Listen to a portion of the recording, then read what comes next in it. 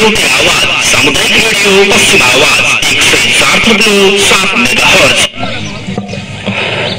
नमस्कार, सामुदायिक रेडियो पश्चिम आवाज 104.7 मेगाहर्ट्ज लम्की र सुदूरपश्चिम टेलिभिजनको संयुक्त प्रस्तुति जनतासँग उम्मेद्वारको यो अर्को श्रृंखलामा यहाँलाई हार्दिक स्वागत छ। म Yuvraj Neupane. SP lubricants, Thapa and कलक्स sales point, Samragyee trade and suppliers Lamki र भण्डारी एन्ड सन्सको प्रायोजनमा यो कार्यक्रम हामीले सञ्चालन गर्न गइरहेका छौं। कैलालीको लम्कीचुवा नगरपालिका वार्ड नम्बर 8 मा आज हामी यो कार्यक्रमको छायाङ्कनका लागि उपस्थित भएका छौं।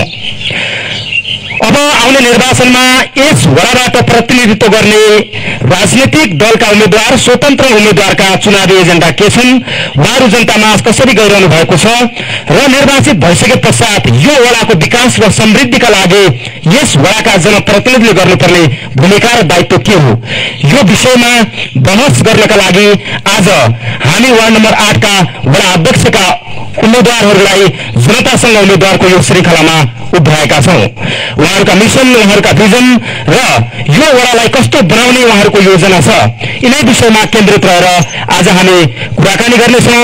जसका लागि आज सहभागी हुनुहुन्छ लम्कीचुवा नगरपालिका वार्ड नम्बर 8 मा वडा अध्यक्ष पदका उम्मेद्वार राष्ट्रिय जनमोर्चाबाट कुशमाखर जैसी, नागरिक उन्मुक्ति पार्टीबाट दान प्रसाद जैसी, नेकपा एकीकृत समाजवादीबाट पूर्ण बहादुर विष्ट, नेकपा एमालेबाट भद्रबहादुर भण्डारी र स्वतन्त्र उम्मेद्वार हरिप्रसाद चौधरी 5 जना हुनुहुन्छ।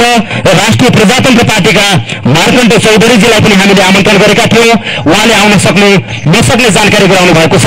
हामी यही कार्यक्रम मार्फत भन्न चाहन्छौं, जनताको अगाडि उभिएर जनताका प्रश्नको सामना गर्न नसक्ने जनप्रतिनिधिले निर्वाचित भएर गइसके पश्चात जनताकै पक्षमा कसरी काम गर्न सक्छन्, यो प्रश्न जनताले नै उठाउने बेला छ। हामी सञ्चार माध्यमबाट पनि यो खबरदारी पटक पटक गरिरहनेछौं र गर्दै पनि आइरहेका छौं कि जनताले उठाएका प्रश्नको जनताका अगाडि उभिएर उत्तर दिनु, उहाँहरूको जवाब दिनु जनप्रतिनिधिको दायित्व र जिम्मेवारी हो। यो जिम्मेवारीबाट कोही पनि पछि हट्छ भने जनताले यसको मूल्याङ्कन त आफै गर्ने नै छन्। यति भन्दै अब म कार्यक्रमलाई सुरुवात गर्न गइरहेको छु। आज हामीसँग सहभागी हुनुहुन्छ र मैले निर्वाचन कार्यालय लम्कीचुवा नगरपालिकाको निर्वाचन कार्यालयले प्रकाशन गरेको अन्तिम नामावली सूची अनुसार म क्रमशः उहाँहरूलाई प्रश्न राख्दैछु र प्रश्नको तपाईँहरूले 2 मिनटभित्र आफ्नो जवाब दिनुहोला। पहिलो प्रश्न छ राष्ट्रिय जनमोर्चाका कुशमाखर जैसीजी, तपाईको उम्मेदवारी केका लागि? बसेर जवाब दिनुहोला। बसेर। तपाईको उम्मेदवारी केका लागि? तपाईँ किन उम्मेद्वार बन्नुभयो? राष्ट्रिय जनमोर्चाको तर्फबाट आफ्नो उम्मेदवारीको औचित्यमाथि पुष्टि पारिदिनुहोस्। हजुर सबै हाम्रो यहाँका दिदीभाइ दाजुभाइलाई मेरो जनमोर्चा पार्टीबाट नमस्कार छ। म हजुरकै एउटा जनतालाई दिएपछि, मतदान दिएपछि, विजयी भएपछि हजुर जनताकै सुरक्षाको लागि हजुरको भने बमोजिम मेरो भने जस्तो भएपछि हजुरको जो माग्छ त्यो म प्रति गर्नेछु। के माग्छ जनताको? जनताको जसै विजय भएपछि के हुने हो भन्ने त्यो अहिले आउँदैन, त्यो विजय भएपछि हुने होला। जनताले जे माग गर्नुहुन्छ त्यो पूरा गर्नुहुन्छ, त्यसका लागि उम्मेदवारी। यति हो तपाईँको भनाइ? धन्यवाद। अब नागरिक उन्मुक्ति पार्टीबाट दान प्रसाद जैसीजी हुनुहुन्छ। तपाईँको उम्मेदवारीको औचित्य किन तपाईँ नागरिक उन्मुक्ति पार्टीबाट उम्मेद्वार बन्नुभयो? आफ्नो उम्मेदवारीको औचित्य पुष्टि गरिदिनुहोस्। मेरो उम्मेदवारी लम्कीचुवा 8 बाट यो छ कि धेरै मान्छेहरू यहाँ एकदम भिगी हिसाबले जातीय हिसाबले एकदमै पछाडि परेका छन्। यिनीहरूलाई उन्मुक्ति दिनको लागि पनि मेरो उम्मेदवारी रहेको छ। जस्तै मैले 5 वर्षभित्र जस्तै म उम्मेदवारी भएर 5 वर्षभित्र चाहिँ मैले चाहिँ म वडा अध्यक्ष बन्दै गर्दा मैले 5 वर्षको 4 वर्षको अन्तरालमा मेरो आउने सेवा सुविधा हुन्छ त्यसको लागि 80% चाहिँ 4 वर्षभित्र 4 वर्षसम्मको लागि म उहाँलाई जनताको लागि जो गरिब दुखी हुन्छन् जसका बाबुआमा छैन उहाँलाई चाहिँ म सुम्पने छु। मेरो वडा अध्यक्ष त्यसको लागि हो। 20% के गर्नुहुन्छ? 20% चाहिँ आफ्नो खर्च मेरो चाहिँ व्यक्तिगत खर्च। 80% खर्च गर्नुहुन्छ तपाईँ आफ्नो कार्य श्रमिक। 80% चाहिँ मैले जनतालाई सेवा गरिदिन्छु। हरेक जनतालाई मैले हिजो पनि मैले उता शिविरतिर पनि गएँ, उता सिकुनियातिर पनि गएँ, धेरै ठाउँमा जाँदाखेरि त्यहाँको तटबन्धनको छैन, हरेक कुरा छैन, घरमा खाना लाउन पुगेको छैन। उनीहरूको लागि म सेवामा सदैव तत्पर रहनेछु उहाँको लागि, जनताको सेवाका लागि उम्मेदवारी। हजुर धन्यवाद। अब म एकीकृत समाजवादी नेकपा एकीकृत समाजवादीका वडा अध्यक्षका उम्मेद्वार पूर्णबहादुर विष्टजी कहाँ जान्छु। तपाईँ अघिल्लो कार्यकालमा पनि अध्यक्ष हुनुहुन्थ्यो, फेरि दोहोरिनु भएको छ। दोहोरिएर आउनुपर्ने अवस्था किन आयो? तपाईँको उम्मेदवारी केका लागि? आफ्नो उम्मेदवारीको औचित्य पुष्टि गरिदिनु होला। धन्यवाद।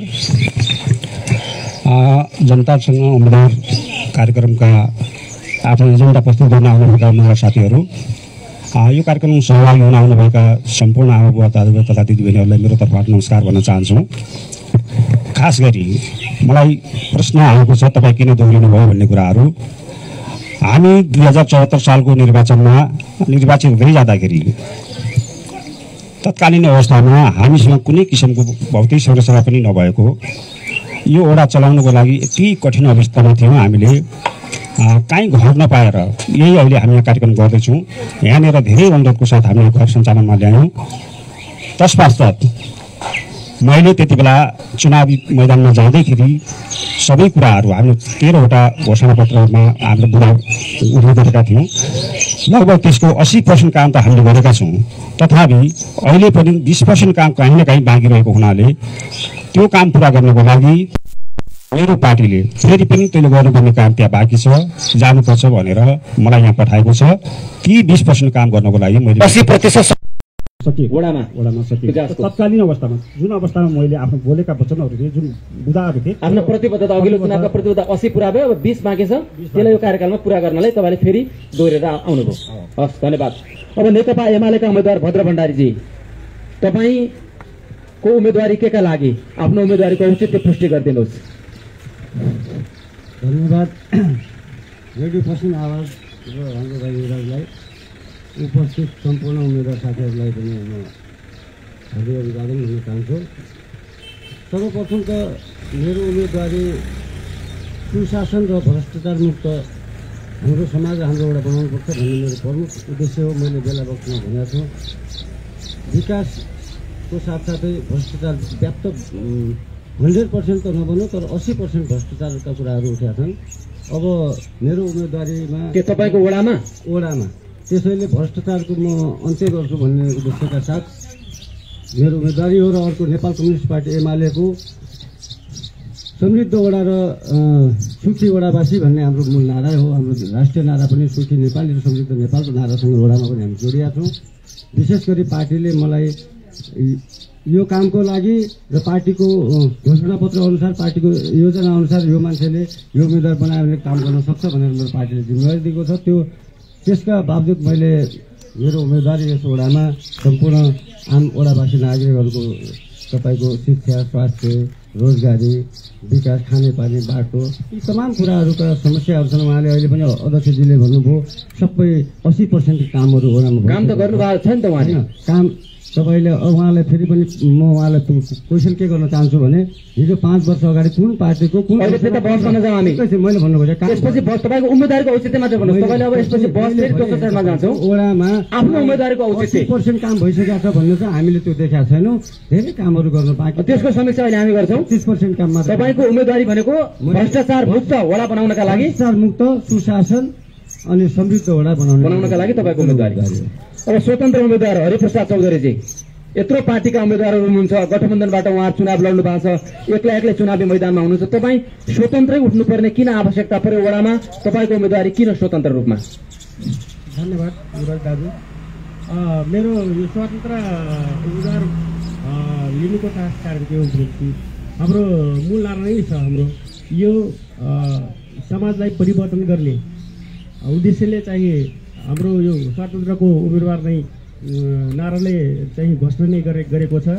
र हाम्रो जुन वाडा, कुनै पनि वाडालाई चाहिँ भ्रष्टाचार मुक्त अनि असहाय निरोगीहरूलाई सहारा दिने भन्ने मूल नाराको साथ हामी चाहिँ यो स्वतन्त्र उम्मेदवार पार्टीमा हुनुहुन्थ्यो, पार्टीबाट त्यो सम्भव थिएन, स्वतन्त्र रूपमा सम्भव छ यो काम गर्न? पार्टीमा म नेपाली काङ्ग्रेसको पार्टीको क्षेत्रीय सदस्य पनि हुँ र मलाई पनि अब के हो भनेपछि पार्टीले यो काम गर्न सक्दैन भनेर तपाईँ स्वतन्त्र उम्मेदवार लड्नु भयो? पार्टीले सक्छ, तर किनभने पार्टीले पनि अब जुन किसिमले चाहिँ मलाई जब 5 वर्षको अन्तराल 5 वर्षको चाहिँ निरन्तर काम दिइराखे अनि पार्टीभित्र चाहिँ जुन मलाई आश्वासन दिइराखे 5 वर्षसम्मको चाहिँ मलाई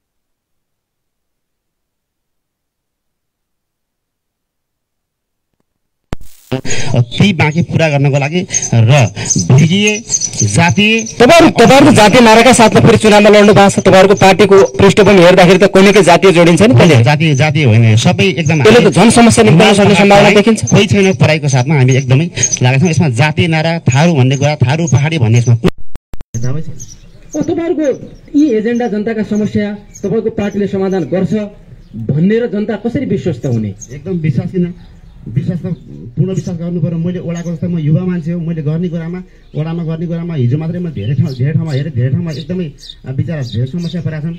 युवा मान्छे हो, मैले गर्ने सघान गर्छौँ, पार्टीले गर्ने कुरा पनि हामीले पार्टी गर्छौँ। जातीय भन्ने कुरा यसमा कुनै पनि एकदमै नलाग्दा हुन्छ यसमा पार्टी। तपाईँ के गर्नुहुन्छ वडामा भन्नुहोस् त? यदि निर्वाचित हुनुभयो भने निर्वाचन भएपछि ठ्याक्कै भन्नुहोस् बुदागत रूपमा राम्रो एकदमै यो लम्कीचुवा 8 नै एकदमै नमुना वडामा बनाउने छु र यसमा जनता के आधारमा नमुना 1 2 3 यो चाहिँ हाम्रो यो रिङ रोडको बारेमा, तपाईँको तटबन्धनको बारेमा अनि हरेक समस्याहरू यहाँका जनताहरूलाई धेरै समस्या, त्यो समस्याको समाधान गर्नको लागि म वार्ड नम्बर 8 मा म नागरिक मुक्ति पार्टीबाट अध्यक्ष उम्मेदवार दिन्छु।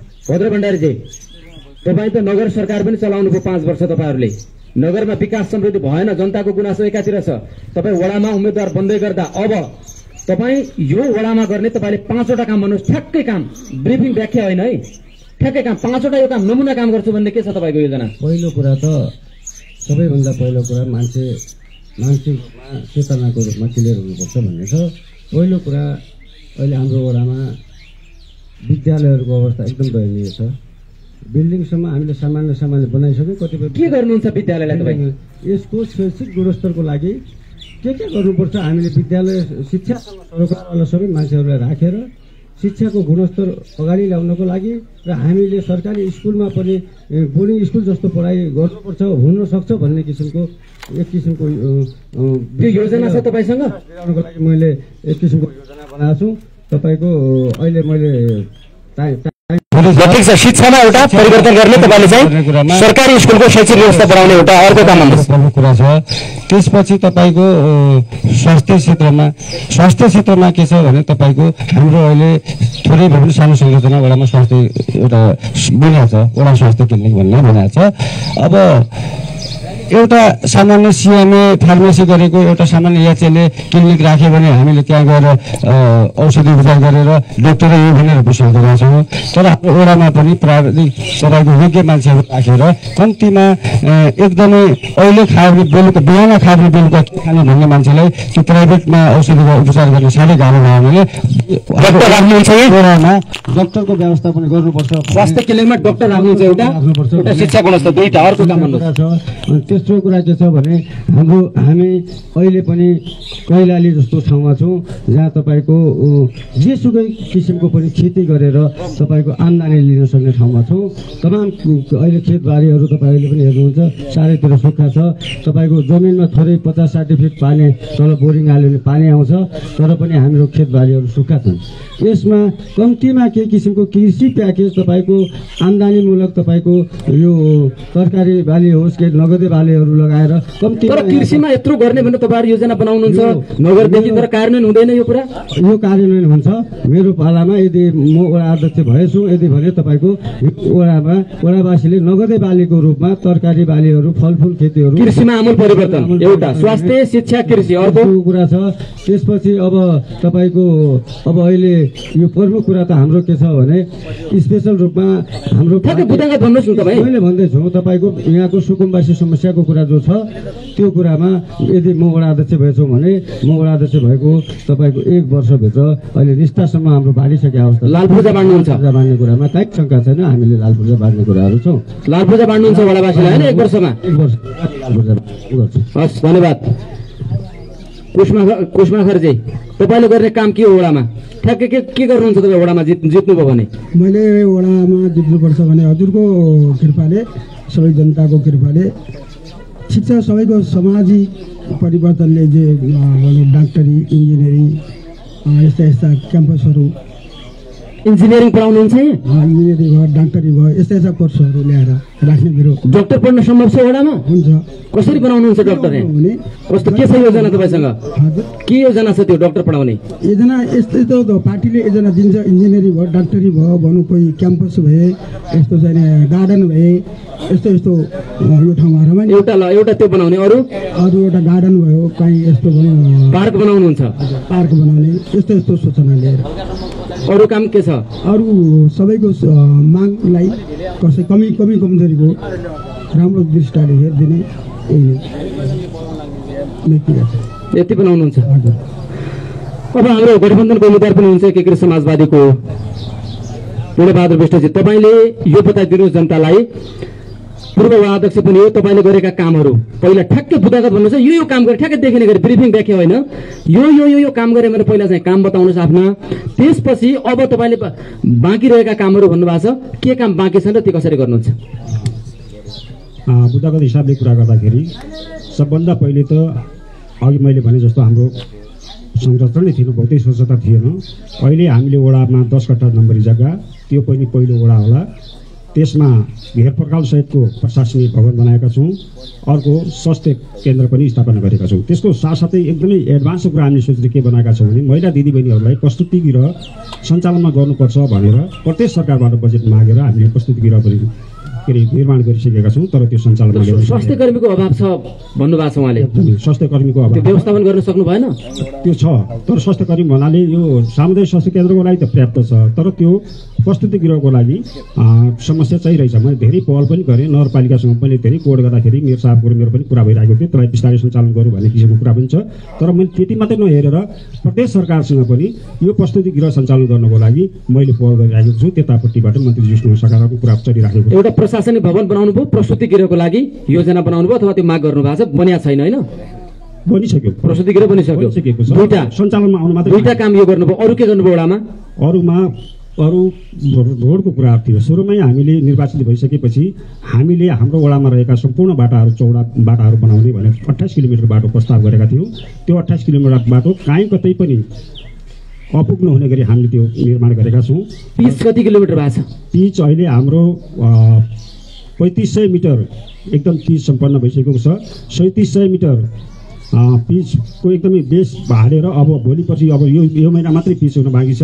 बाँकी प्रदेश सरकारबाट 3 करोड 50,000 रुपियाँ हामी मागेर 3 किलोमिटर अरू थप बाटो यो बाटोमा हामीले पिच गर्दैछौँ। झन्डै 12 किलोमिटर 12 किलोमिटर 10.5 किलोमिटर जति 10.5 किलोमिटर पिच हुँदैछ। पिच गर्नुभयो तपाईँले यो कार्यकालमा? गरेका छौँ। बाँकी अब सडक धुलोमुक्त सडक हामीले बनाउन सकेका छैन। हिलोमुक्त सडक बनाएका छौँ। कहीँ कतै पनि अहिले जनता हामी कहाँ हाम्रो घरमा सडक पुगेको छैन भने कोही जनता आएको अवस्था टोल टोल घरमा सडक पुगेको छैन, घरमा पुगेको छ।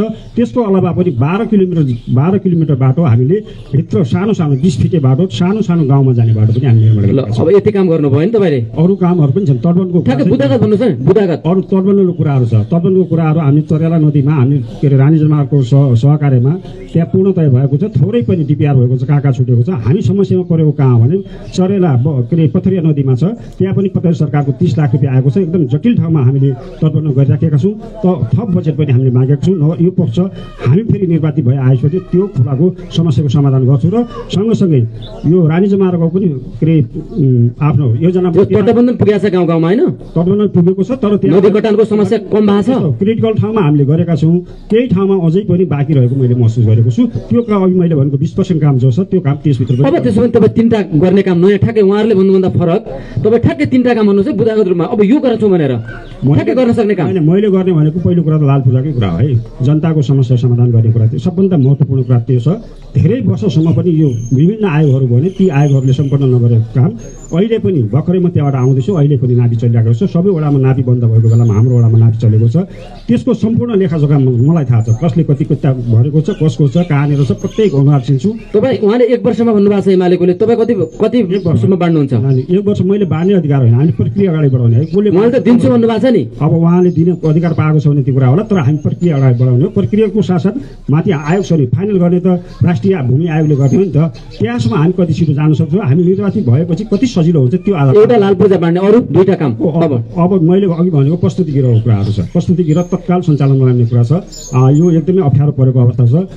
प्रस्तुति गृह भन्नाले कस्तो भने रातारात कुनै व्यथा लाग्यो महिला दिदीबहिनीहरूलाई त्यहाँ जानको लागि एम्बुलेन्स नहुने, त्यहाँ पुग्दा पनि अर्कै घटना प्रस्तुति गृहलाई कम्प्लिट गर्नुहुन्छ। कम्प्लिट गर्ने कुरा छ।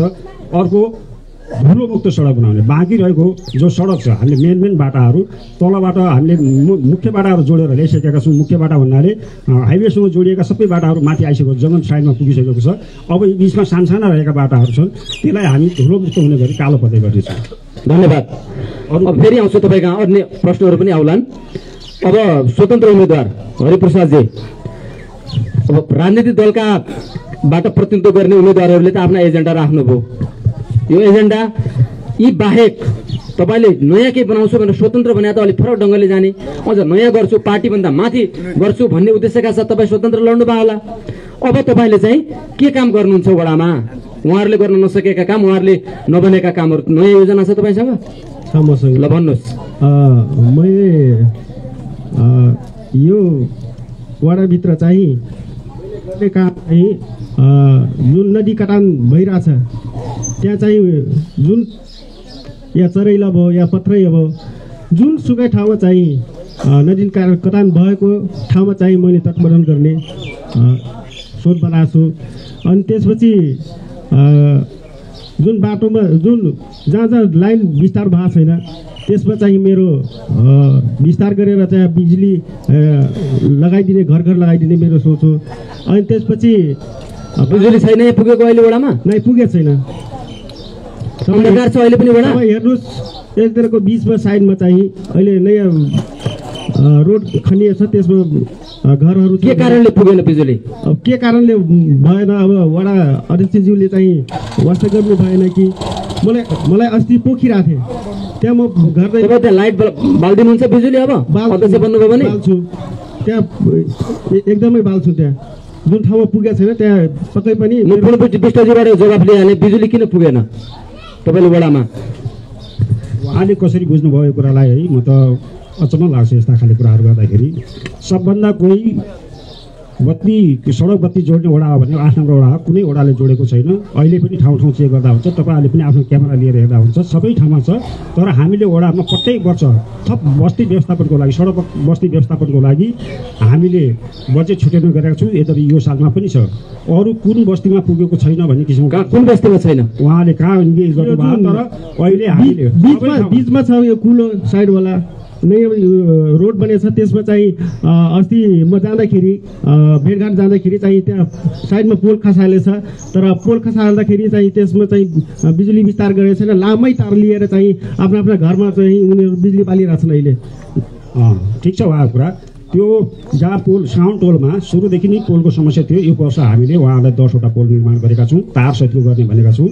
त्यो कस्तो थियो भने हिजो उहाँको त्यो बत्ती नै बाटो पछाडि परेकोले अब व्यवस्थित गर्नको लागि हामी त्यहाँ व्यवस्थापन गरिसकेका छौँ। उहाँहरूलाई हामी गएर सोधेका छौँ, यो काम हुन्छ भनेका छौँ। हुन्छ ल तपाईँहरूले पोल खसाइदिनु पर्यो। तर यद्यपि यो काम हामीले बाँकी छ केही बाँकी हुना यस्तो यो काम त संस्था पनि छ नि त, विद्युत सहकारी संस्था छ नि त, उसले गर्ने काम व्यवस्थापन गरेका। वडाले सहजीकरण त गरिदिनु पर्थ्यो नि। सहजीकरण भन्नाले वडा सरकार त स्थानीय सरकार हो नि।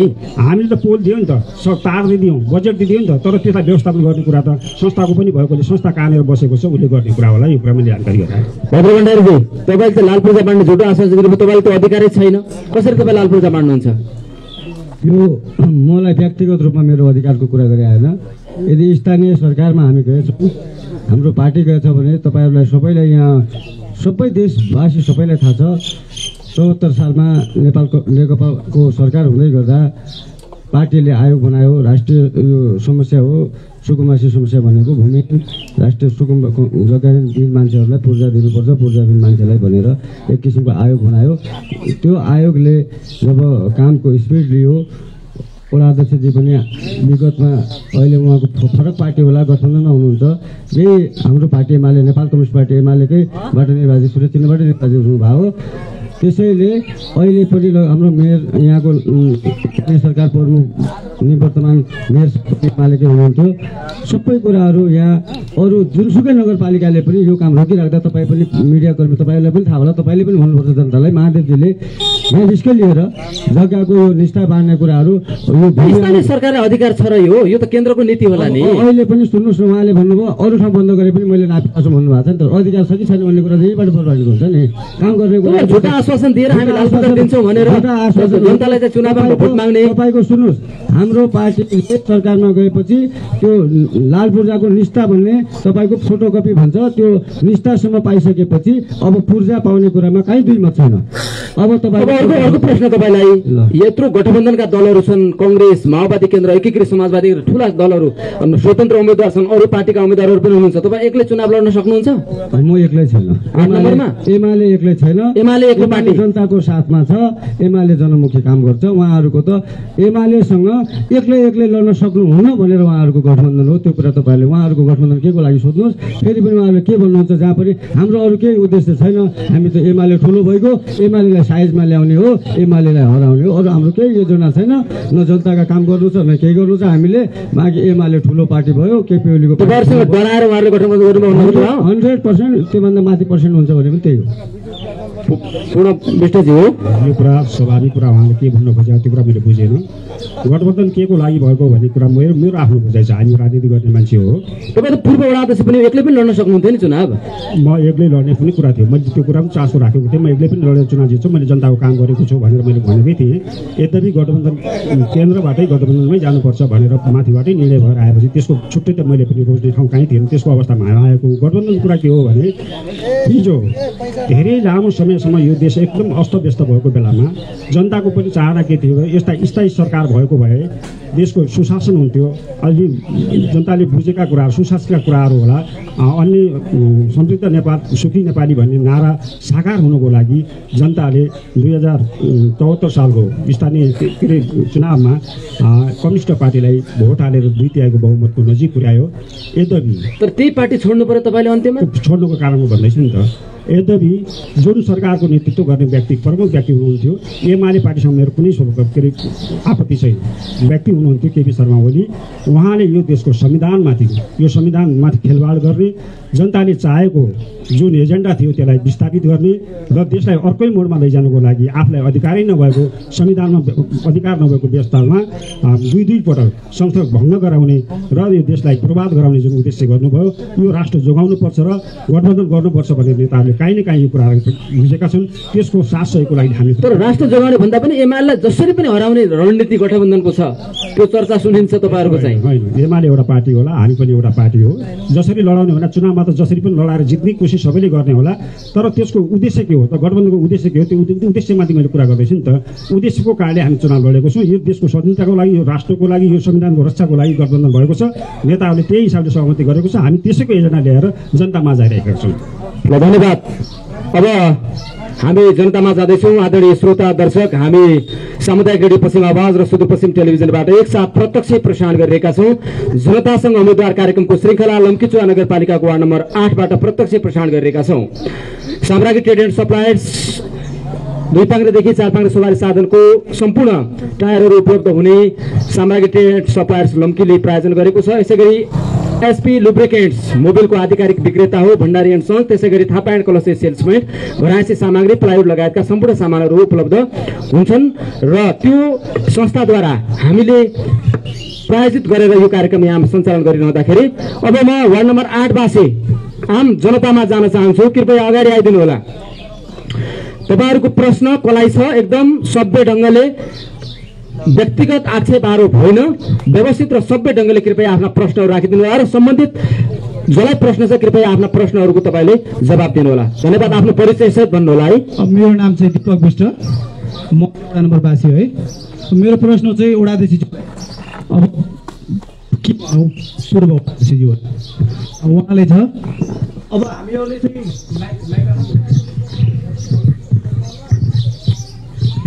वडाध्यक्षज्यूलाई छ, हामीहरू चाहिँ म चाहिँ एकदम स्वतन्त्रलाई अहिले चाहिँ सपोर्ट गरिरहेको मान्छे, पुरै स्वतन्त्रलाई के तपाईँहरू विश्वास गरेर स्वतन्त्रलाई सपोर्ट गरेको मान्छे है। मैले मेरो वडाध्यक्षज्यूलाई चाहिँ एउटा क्वेसन गरेँ, हामीहरूले चाहिँ यत्रो 5 वर्षभित्र चाहिँ थुप्रै किसिमले हामीहरूले चाहिँ विश्वास गऱ्यौँ, वडाध्यक्षज्यूलाई जितायौँ। 5 वर्षभित्र चाहिँ वडाध्यक्षज्यूले के गर्नुभयो भने हाम्रै सिर्फ वडाध्यक्षज्यू भनेको सिर्फ एमालेको मात्र वडाध्यक्ष होइन नि, अहिले पो समाजवादीको वडाध्यक्ष बन्नुभयो होइन। वडाध्यक्ष भनेको होल एउटा वडा नम्बर 8 वासी वडाध्यक्ष हुनुभयो। हामीहरूले मान्यौँ वडाध्यक्ष जित्नुभयो, आफ्नो एउटा सिडी चढेर जित्नुभयो हो, हामीले भोट हालेनौँ होइन। तर क्यान्डिडेट जितिसकेपछि चाहिँ सबैको वडाध्यक्ष हुनुभयो नि। किन बिचमा चाहिँ हरेक आयोजनाहरू, हरेक किसिमका यो किसिमको एउटा हुन्छ नि सिस्टमहरूमा किन आफ्नो एमाले मान्छे आफूले भोट हालेको 2वटा क्यान्डिडेटमाथि किन उठाउनु भयो उहाँले चाहिँ? के हामीहरू वडावासीहरू के हाम्रो वडाध्यक्ष होइन उहाँ चाहिँ? पहिला के हाम्रो वडाध्यक्ष बन्नु भएको थिएन उहाँ चाहिँ? उहाँ के गर्नु भन्नुभयो तपाईँले? एकदम हामीलाई चाहिँ निष्पक्ष रूपमा चाहिँ उहाँले हेर्नु भएन, हामीलाई चाहिँ एकदम पार्टीको दिशामा छुटाउनु भयो। वडावासीलाई यो कार्यकर्ताहरूलाई मात्रै उहाँले चाहिँ संरक्षण गर्नुभयो अनि जनतालाई चाहिँ सहयोग गर्नुभयो। एकदम प्रश्न तपाईँको आसीपासीलाई संरक्षण गर्नुभयो, अरू कसैलाई पनि संरक्षण गर्नुभयो। धन्यवाद। Thank you so much. एकमुष्ट पहिला प्रश्न लिन्छु, त्यसपछि मात्रै उत्तर। अन्य सहभागीहरू तपाईँहरूका जिज्ञासा सुझाव पनि राख्न सक्नुहुन्छ। तपाईँहरू प्रश्नहरू हामी 3 माइक्रोफोन तपाईँहरूलाई ल्याइदिन सक्छौँ। हात उठाएर अगाडि आइदिनु होला।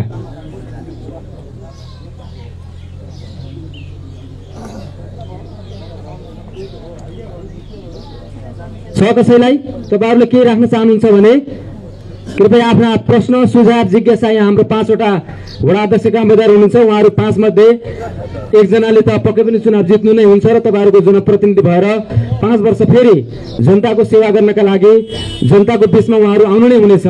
र अहिले यो कार्यक्रम हामीले किन पनि सञ्चालन गर्दैछौँ भने हामी 1 वर्षपछि फेरि यो कार्यक्रम ल्याएर आउँदैछौँ। उहाँहरूले बोलेका कुराहरू, उहाँहरूले यो काम गर्छु भनेका कुराहरू हामीसँग रेकर्ड पनि हुनेछन् र यो काम गर्न सक्नु भयो कि भएन भनेर फेरि हामी जनताका बिचमा फेरि प्रश्न लिएर तपाईँहरूले चाहिँ पछि पनि आउनेछौँ हामी। त्यसैले तपाईँहरूले चाहिँ आफ्ना प्रश्न जिज्ञासाहरू राख्न सक्नुहुनेछ।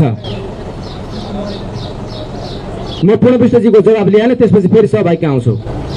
तपाईँले चाहिँ संरक्षण गर्नुभयो, जनतालाई हेर्नु भएन, सबै जनताको वडा अध्यक्ष बन्न सक्नु भएन भन्ने खालको आशय उहाँले राख्नुभयो। यो कुरा कसले कसरी बुझ्यो यसको बारेमा त्यतातिर जान चाहनु।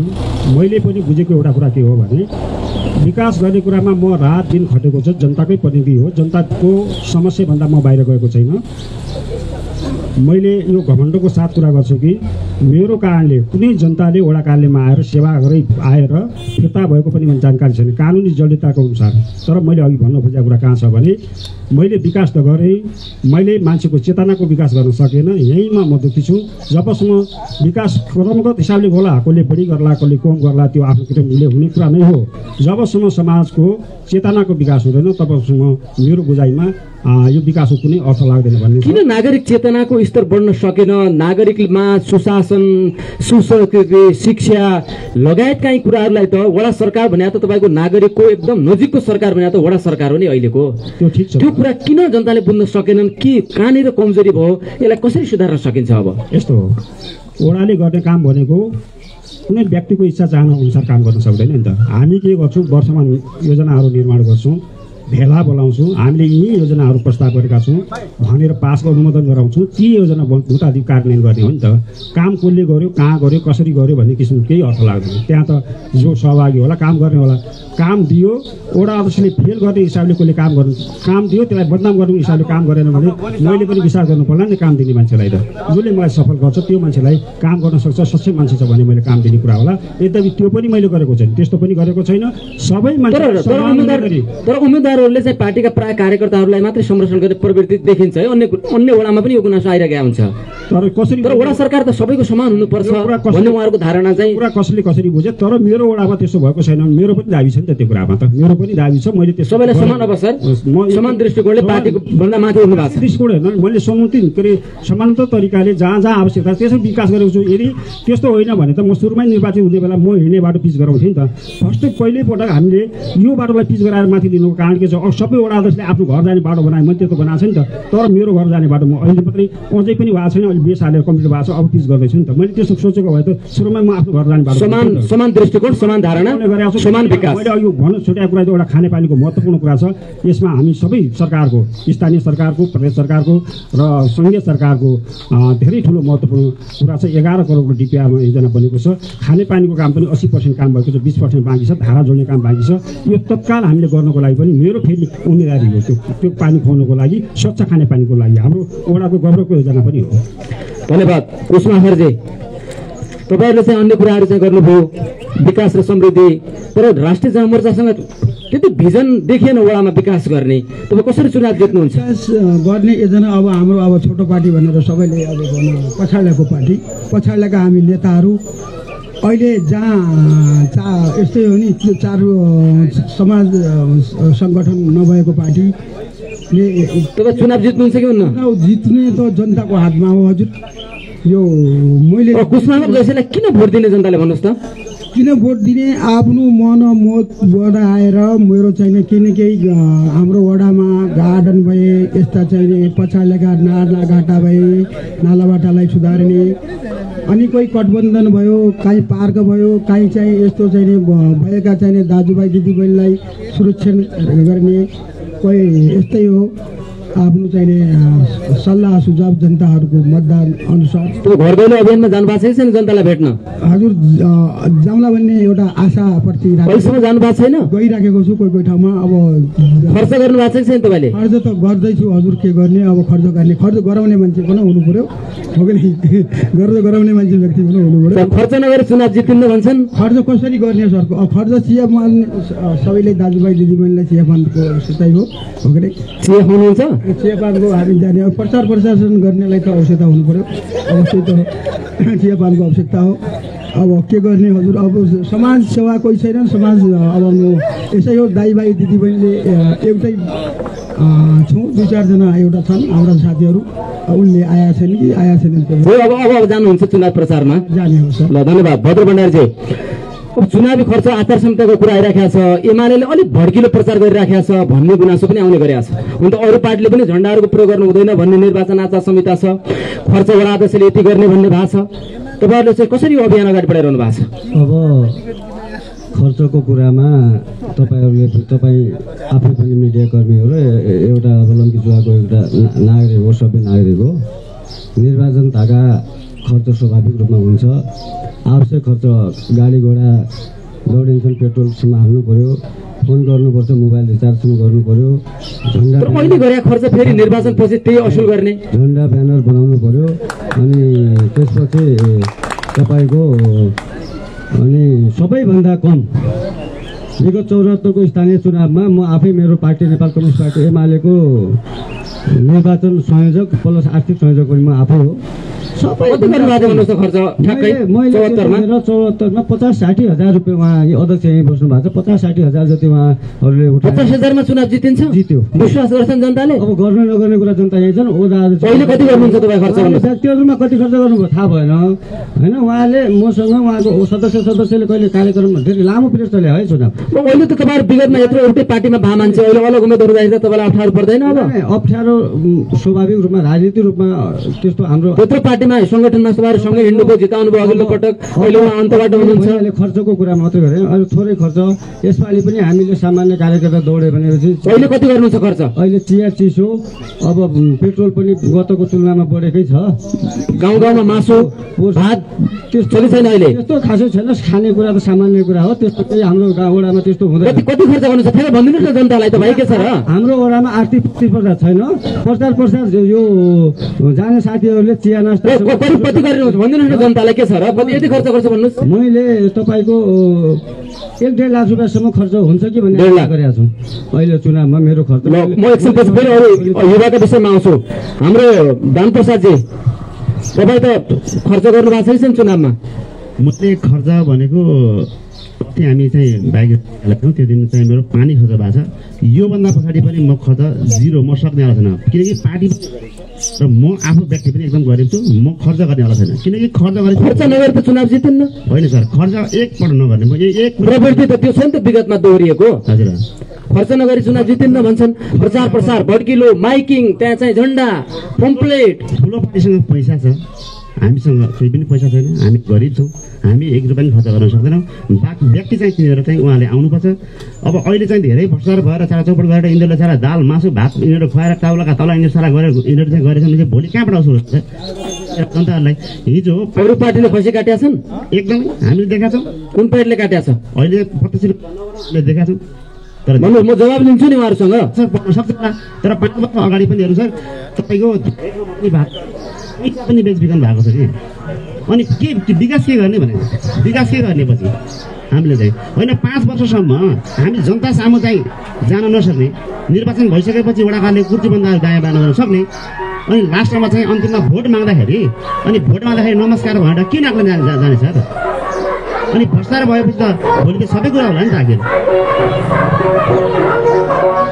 भन्नुहोस् हजुर, खर्च त्यसो भने नगर्ने तपाईँ? 1 रुपियाँ खर्च नगर्ने सर, हाम्रो लागि होइन। अब तपाईँलाई किन मत दिने भन्नुहोस् त? दानप्रसाद जोशीलाई जनताले मत दिनुपर्ने कारण के हो? तपाईँले समाजका लागि के गर्नु भएको छ विगतमा? तपाईँको त नयाँ पार्टी हो अहिले। मैले एकदम तपाईँलाई मत किन जनताले दिनुपर्ने? होइन सर, म निःशुद्ध हिसाबले पहिला चाहिँ एकदमै म व्यापारमा थिएँ होइन सर। यहाँको वार्ड नम्बर 8 को गतिविधि हेर्दाखेरि भ्रष्टाचार चौपट भइसकेको छ एकदमै। सबै कुरा मैले डाटा राखेको छ, कुनै दिनमा मैले डाटा निकाल्नुपर्छ भने त्यसको प्रुफ पनि निकाल्दिन तयार छु। यो भ्रष्टाचार मुक्त गर्नको लागि म अगाडि बढेको छु र सुकुम्बासी टोलमा लाल पूर्जाको लागि म 1 वर्षभित्र भ्रष्टाचारको मुद्दा उठाउँछ ठ्याक्कै यो ठाउँमा यहाँ भयो भने प्रमाणसहित ल्याउनुहोस् न, कारबाही हुन्छ नि अहिले त। ल्याउँछु सर, ल्याउँछु यति भयो उति भयो भनेर अघोषित रूपमा भन्दाखेरि त अब त्यो पुष्टि हुने आधार भयो भने ठ्याक्कै यो ठाउँमा यति भ्रष्टाचार छ भने ल्याउनुहोस् न तपाईँ। होइन, यो पिच बाटोमा छ नि सर, यो गराइबेल भन्नुभयो 28 किलोमिटर भन्नुभयो होला। यसमा कति भएको छ प्रुफ एकदम हामीसँग छ सर। कति लाख रुपियाँ कहाँ बाँडिएछन्, कति लाख रुपियाँ खामबाट गएको छ भन्ने कुरा हामीले स्पष्ट रूपमा थाहा छ। प्रमाणसहित ल्याउनुहोस् तपाईँ। एकदम ल्याउँछु म, तर आज कुनै दिन बोलाउनु, यसरी बोलाउनुहुन्छ भने अर्को दिन, योभन्दा अर्को दिनमा प्रुफ पनि लिएर आउँछु। ठिक छ, त्यो तपाईँसँग प्रमाण पनि लिन्छु। अब हाम्रो स्वतन्त्र उम्मेदवार हरिप्रसादजी, तपाईँले कति खर्च गर्नु भएको छ? मेरो त खासै खर्च भएको छैन। यो आर्थिक भनेपछि हाम्रो जुन स्वतन्त्र छ, यो स्वतन्त्रले सबैले सहयोग गरिरहेछ बिना। त्यसो भने खर्च गर्ने ठुला 2 पार्टी मात्र रहेछन् अहिले, ठुला अहिलेका लागि। तपाईँहरूले ठुला भन्नुभएको छ आफै, एकदमै ठुलाले मात्रै खर्च गरिरहेछन् हाम्रा जुन। अनि ठुलाले खर्च गरेर ठुलै चुनाव जित्छन्, तपाईँहरू चाहिँ लड्नुको त अर्थै भएन नि त, त्यहाँनिर देखिएन। तपाईँहरू आफै ठुला पार्टी भन्नुहुन्छ? त्यस्तो होइन सर, मानव ठुलो पार्टीले चाहिँ खर्च गर्दाखेरि होइन, उनीहरू खर्च गर्दाखेरि त्यसरी पट्याउनु नि होइन। हामीले खर्च गरेन, हामीसँग मास छ, मासले सबै सहयोग गरिरहेछ हामीलाई होइन। अनि कुनै पनि दौडधुप भयो। तपाईँहरू सबैजना त जनतासँगै होला नि त। 8 नम्बरमा कति छ र यो वडा? यो वडाकै जनतासँग जाने होला हो, जाने हो। तर अनि एउटा पार्टीसँग चाहिँ पैसा खर्च गर्ने, अर्कोले चाहिँ नगर्ने पनि दोहोरो भयो नि त जनताको त प्रवृत्ति। फेरि यो स्वतन्त्र जुन छ नि सर, यो मलाई सहयोग गरे सम्पूर्ण साथीहरू, सम्पूर्ण दलका साथीहरू पनि सहयोग गरिरहेछन् होइन। जुन रुस्त भएका कुनै पनि दलका रुस्त भएका साथीहरू पनि मलाई सहयोग गरिरहेछन्। उनीहरू आफ्नो किसिमले चाहिँ दौडधुप गरिरहेछन्। कसैले पानी पनि ल्याएर कति गर्नुभयो ठ्याक्कै अहिलेसम्म खर्च? मेरो केही भएको छैन सर। कति गर्नुहुन्छ तपाईँ चुनावभरि? केही गरौँ, 50,000 50-60 हजार गर्छु। केमा खर्च गर्नुहुन्छ त्यो? त्यो झन्ड हो दौडधुपको लागि। के हो चुनाव चिन्ह तपाईँको? मेरो कैँची हो सर। त्यो झन्डा बनाउनुहुन्छ? हजुर, झन्डा बनाउँछु। त्यसैमा खर्च हो? त्यतिमा। धन्यवाद पूर्ण विष्टजी। अब तपाईँहरूले दुईजनालाई भजो भन्नाले त जवाब दिनुभयो, 1.5 लाख खर्च गर्छु भन्नुभयो। तपाईँहरू त गठबन्धनमा हुनुहुन्छ, पैसा कति खर्च गर्नु भएको छ? भड्किलो छ, प्रचार प्रसार भइराखेको छ, गाडी हिँडिराखेको छ, मासु भात पनि काट्नुभयो भनेको छ अप्रत्यक्ष रूपमा। के हो यो खास कुरा? हाम्रो हकमा कुरा गर्दाखेरि त हामीले अहिलेसम्म प्रचारमा गएकै छैनौँ। हिजो मात्रै एउटा कार्यालय स्थापना, सम्पर्क कार्यालय स्थापना गरेका छौँ। त्यो सामान्य एउटा र्याली निस्किएको छ। मेरो बुझाइमा गत वर्षको के अरे 74को चुनावभन्दा यो वर्ष अलिक कमै खर्च हुन्छ जस्तो लाग्छ। अघिल्लोपल्ट धेरै भएको थियो? धेरै भन्नाले त्यो लामो चुनाव थियो नि त। हामीले 3-3वटा चुनाव लडेको नि त। 31 गतेको चुनाव एकैचोटि असार 14सम्म जाँदाखेरि त्यो काहीँ न काहीँ व्यवस्थापनका कुराहरू थियो, त्यति बेला बढेको हुनसक्छ। तर अहिले छोटो पिरियडमा छ। त्यो पनि कस्तो भने यो प्रचारका सामग्रीहरू पनि कम गर्ने, त्यति बेला टी स्टल, भेस्टहरूका कुराहरू थिए, गम्छाका कुराहरू थिए, त्यो पनि नगर्ने निर्वाचनले निर्णय गरिसकेपछि अब त्यति खर्च होइन, सामान्यतया खर्च त गर्नै पर्छ। हिन्दू कार्यकर्ता होला, खर्च नगरी जितिन्न होइन भन्नाले त्यो अभ्यास विगतको खर्च नगरी जितिन्न भन्ने कुरा पनि त्यस्तो बोल्नु खोजेको छैन। सामान्य कुरा दिनभरि मान्छे हिँड्छ, 1 बोतल पानी खाने होला, एक चाउचाउ खाने होला, नभए के हो सामान्य आफूलाई आहारा पुरा गर्ने कुराहरू त त्यसमा त खर्च गर्नुपर्ने होला। त्यतिमा मात्रै खर्च छ अहिले? अहिले त्यतिमै खर्च छ। हामी त खर्चमा गएकै छैन। मेरो आफ्नो त के छ भने मैले पनि हिजो सफल वडा अध्यक्ष भएर वडा चलाइसकेको बेलामा म अलि जनतालाई धेरै खर्च गरेर चुनाव जितिहाल्नुपर्छ भने मैले रहर पनि गरेको छैन यो कुरा। मैले जति बढी खर्च गर्यो त्यो त पछि चाहिँ निर्वाचित भइसकेपछि त्यही असुल गर्ने उहाँहरूको चाहिँ रणनीति हो, उहाँहरूको योजना हो। जसले बढी खर्च गर्छ त्यसले असुल गर्छ भन्ने जनताको गुनासो हुन्छ नि। त्यो होला, त्यति बेला कसले खर्च बढी गरेको थियो, आज असुल गर्यो होला। हामीले खर्च गरेको थियौँ, असुल पनि गऱ्यौँ। त्यस्तो काहीँ प्रमाण छ भने ल्याउनु पर्यो त्यो कुरा त। अघि दानबाजीले मेरो प्रमाण छ भनेको थियो, त्यसमा पनि वडा प्रमाण आयो त्यसमा फेरि समीक्षा गरौँला हामी। ठिकै छ, त्यति बेला वडा पनि काहीँ त्यो सामेल छ कि त्यो कुरा प्रमाणमा त होइन। कस्तो भने यो मान्छेलाई पूर्वाग्रही ढङ्गले लगाउने कुरा, यो आरोप लगाउने कुरा हाम्रो हुँदैन भन्ने मेरो लाग्छ। यदि त्यस्तो भएको छ भने त्यति बेला नै त्यो कुराको चिरफान गरिसक्नु पर्थ्यो। अब त्यो सबै कुरावाला थाहा थियो भने त आजको मिटिङमा नभए यो पहिले पनि उहाँ त नागरिक हो नि, अहिले वडा अध्यक्षको उम्मेदवार भए पनि त नागरिक हो नि यो वडाको। उहाँले त्यति बेला पनि यो कुरा है यस्तो हुँदैछ भनेर सचेत गराएको भए अथवा म कहाँ आएको भए पनि मैले त्यो फाइल सिफारिस गर्ने थिएन कि मेरो बुझाइ यहाँनिर छ। भण्डारीजी तपाईँको के छ यसमा थप टिप्पणी? अब यो आर्थिकको कुरामा अब यो चुनाव खर्चको कुरा त स्वाभाविक रूपमा मैले अघि पनि भने, तसर्थ तपाईँले आज कार्यक्रम यहाँ चलाउनु भएको छ, तपाईँ पनि यो मिडियाको पनि थोरै खर्च भयो होला, प्राविधिक कुरामा लाग्ने खर्च लाग्छ भने यसमा चाहिँ चुनाव सामान्य हो नि, मापदण्ड तोकिदिया छ। त्यो त यति खर्च गर्नुहोस् त भनेकै छ निर्वाचन आयोगले। अब यहाँ कुरा के भयो, त्यति खर्चले पुग्छ र? हिजो मात्रै मैले मोटामोटी डाटा उहाँहरूको र्याली थियो 70 कि 80 हजार रुपियाँ खर्च भएको छ भन्ने कुरा। अब एकदमै जिम्मेवार मान्छे उहाँहरूकै कोही मान्छेबाट मैले रिपोर्ट सुनेँ, हिजो मात्रै 70-80 हजार रुपियाँ खर्च भयो भने एक दिनको हिजो उहाँहरूले 80 गर्नुभयो, म 1 लाख गर्छु भन्ने होला तपाईँको। फेरि उहाँहरूले भन्नुभयो केही भएको छैन भन्ने कुरा। हिजोको एक दिन मात्रै कार्यक्रमको हिजोको मात्रै डाटा ल्याएँ मैले बाँकी। अनि अन्य कुरा यो भ्रष्टाचारको कुराहरूमा के छ भने तपाईँको प्रमाणै छैन भन्ने कुरा होइन, हामीसँग प्रमाण छ। किन ल्याउनु भएन? प्रमाण हामीले ल्यायौँ बेला बखतमा पनि। अहिले पनि तपाईँको टिकापुरको मालपोतमा एउटा यस्तो बेनामी जग्गाको फाइल अहिले पनि अड्केर बसेको छ, जो उहाँहरू साथीहरूले यहाँका साथीहरूले मुद्दा गरेका छन्। एउटा बेनामी चौधरी जसको नामै होइन, मान्छे होइन, त्यो मान्छे हो भनेर यहाँको वडाले प्रमाणित गरेर तपाईँको रानीमाराको पुलमा परेको जग्गा 10 कट्टा जग्गामा उसको आएको क्षतिपूर्तिको कुरा छ, त्यो उहाँहरूले मिलेर खाने कुरामा लाग्नु भएको छ। चुनावका बेला मात्रै विरोध गर्नु छ, विगतमा ल्याउनु पर्छ नि यो कुरा तपाईँले। त्यो फाइल अहिले पनि अड्किएको छ, मुद्दै भएको छ, त्यो फाइल अड्किएको छ अहिले पनि। मालपोत तपाईँ गएर बुझ्न सक्नुहुन्छ। विकास भण्डारीको बाजेको नाम मिल्यो, चौधरी है सरी, विकास चौधरीको बाजेको नाम मिल्यो भनेर यहीँ हाम्रो समाजका मान्छेहरूले मुद्दा गरेर फाइल अड्किएको छ, एउटा कुरा होइन। अर्को कुरा के छ भने अहिले उहाँले भन्नुभयो 10 कट्ठा जग्गा हाम्रो वडाले किन्यो भन्ने कुरा गर्नुभयो। अहिले पनि हाम्रो यहाँ जग्गाको रेट, खेतको रेट अहिले पनि 2 लाखभन्दा माथि छैन। त्यतिखेर जग्गा किन्नुभयो 5 वर्ष अगाडि 1.5 लाख रुपियाँ जग्गाको मूल्य थियो। 3 लाख भनेर अब जग्गा किन खरिद बिक्री भएको छ, कति भएको छ त्यो कुरा उहाँलाई 1.5 लाख 3 लाखमा किन्नु कति हो त्यो कुरा उहाँले स्पष्टीकरण दिनु होला। त्यति चलेको थियो सदर जग्गाको रेट खेत। तपाईहरु एउटै पार्टीमा हुँदाखेरि चाहिँ विरोध नगर्ने सुन्नु हामीले गर्यौं उतिखेर विरोध गर्नु पर्यो नि तपाईले गरेको त्यसमा। अनि अर्को कुरा यो जो यो नगरपालिकाबाट उहाँले यो बाटो बनाउने 27 किलोमिटर भन्नु उहाँहरूको योजना होइन है, फेरि क्लियर हुनु जरुरी छ। कसको योजना हो? नगरको कुरो योजना हो। 30 फिटै बाटो खन्नु कार्यपालिकामा त उहाँ पनि हुनु होला नि। कार्यपालिकामा हुनुहुन्छ, नगरको गुरु योजना हो। नगरपालिकाले यो बाटो उपभोक्ता समिति बनाएर खन्नुस् भन्यो। अनि एजे होल नगरपालिका खनेको कुरा हो, हाम्रो वडा मात्रै होइन नि त, यो एजे होल नगर वडामा 30 फिटै बाटो खन्ने कुरा थियो। तर उहाँले पहल गर्नु भयो नि। उपभोक्ता समितिमा चान्चुन पर किलोमिटर 1 लाख रुपियाँ भ्रष्टाचार भन्ने आछ, त्यसको पनि 3-4 लाख रुपियाँ बुझाउने मान्छे रेको कुरा नगर्नुस् है तपाई, प्रमाण सहित आउनुस्। बच्या छ प्रमाण सहित। अब तपाईले मान्छेले बोलेको कुरा जसै मैले अहिले बोले तपाईँ 10 करोड भन्दैला नि कसैले त प्रमाण चाहिन्छ नि त, प्रमाण भ्रष्टाचारको लागि। मान्छेहरू अहिले पनि उहाँकै टिममा सदस्य लडिराख्नु भएको छ। अहिले पनि उहाँको गठबन्धन टिममा हिजो उपभोक्ता समितिको मान्छेले हामीले यति वडा अध्यक्षलाई बुझायौँ भनेर सार्वजनिक बोल्नु भएको छ। के कति साँचो सत्य हो उहाँले खण्डन गर्नु होला, हामीले सुने। उहाँले सुनेको कुरा नगर्नुस् है भद्रभण्डारी, तपाईँ त जिम्मेवार मान्छे, वडा अध्यक्ष उम्मेदवार हो तपाईँ। सुनेको कुरा मान्ने कि नमान्ने हामीले भन्नु त। सुनेको कुरा नगर्नुस् के। अनि उहाँले हामीसँग भन्नुभयो 80 रुपियाँ हामीले कमिसन दियौँ भन्नुभयो सचिवले। अनि नमान्ने वडा सचिवले नै उपभोक्ता समितिको सचिवले अध्यक्षलाई 1 लाख रुपियाँ भनेर भन्नुभएको छ। मान्ने कि नमान्ने काम गरेका कुराहरू। अनि ती कुराहरू छन्। त्यसपछि तपाईँ सुन्नुहोस् न, अरू पनि छन्। अरू पनि कुरा के छन् भने तपाईँको यो खानेपानीमा तपाईँको कुरा के छ भनेपछि यो अहिले तपाईँको यो एउटा खाल्डो भर्नलाई 2 देखि 5 लाख लाग्ने ठाउँमा 20 लाख रुपियाँ खर्च भएको छ। अनि श्रम गर्ने मान्छेले पाएको छैनन्। अनि कार मोटरसाइकल के 220 पल्सरवालाले पायो भनेर जनगुनासो त्यहाँ धेरै मान्छे हामी भर्दैलो गर्ने कुरामा हामीले खास वास्तविक फारम भरेका मान्छेले रोजगारी पायौँ। हजुर ठुला मोटरसाइकल ल्याएर आए, यहाँ एक फरुवा कानमा राखे, फोटो खिचाए, एक बेल्चा के तगरा समाते, माटो भरे, बाँकी काम डोजरले मिलायो। अनि उहाँहरूले महिनाभरिको अध्याय खानुभयो भन्ने कुरा अब व्याप्त भएको छ। अब त्यो कुरा रोजगार कार्यक्रममा पनि अनियमितता भएको छ। अनि तपाईँको सानसाना तपाईँको 5 देखि 10 लाखका योजनाहरूमा पनि उपभोक्ता समितिमा जो मान्छेले कमिसन पुगाउँछ ऊ मान्छेलाई नै उपभोक्ता समितिमा राख्ने।